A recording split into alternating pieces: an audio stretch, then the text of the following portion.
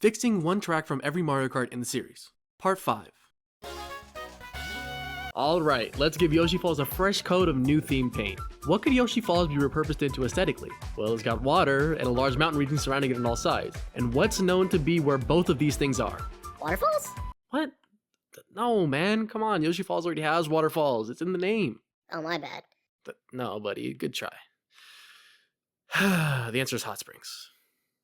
That guy kind of blew the wind out of my sails on that one, I'm not gonna lie. But yes, Yoshi Falls in Mario Kart World is going to be a hot spring resort. All of the wooden bridge segments are going to be converted into bathhouses. I'm thinking the starting line is inside a wooden parking area connected to a building. This could be the resort's rec center and cafeteria. They could even have a pickup window where you can grab a food bag item too. It looks similar to the barn in Moo Moo Meadows, but it has a large balcony on top with a bunch of tables with straw umbrellas providing shade.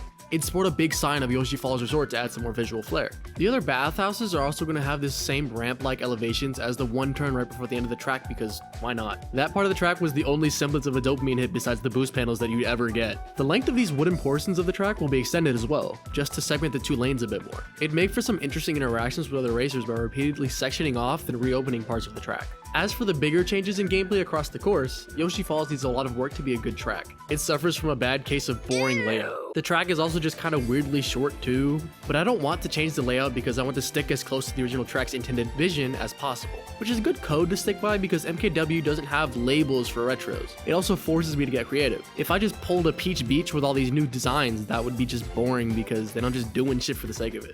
My first change is I'm going to add a bit more of a layer of verticality to the track. The decorative buntings that are lined across the start of the track now provide a function by letting you gain roof access to the various bathhouses. There's tall wooden posts lined along both ends of the track that connect all the buntings across the whole of the course. Gotta love festive functionality. You can also use a feather to get up there too. If you wanted, once you gain access to the top part of the track, you could easily stay up there for as long as there's little interference from third parties. The bunting does stretch diagonally along the entire course using a kind of zigzag motion. This makes it overall slower than driving on the ground, which is mainly to deter players from abusing the high ground to interact less with other racers. Also, those umbrellas made of straw will bounce you up like the umbrellas on Koopa Troopa Beach, so skilled players will be able to time tricks off of the bunting into the straw umbrellas for some slick movement.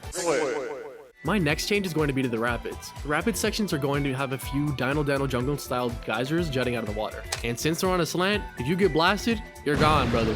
On the longest stretch of water near the middle, I'm adding a small railing.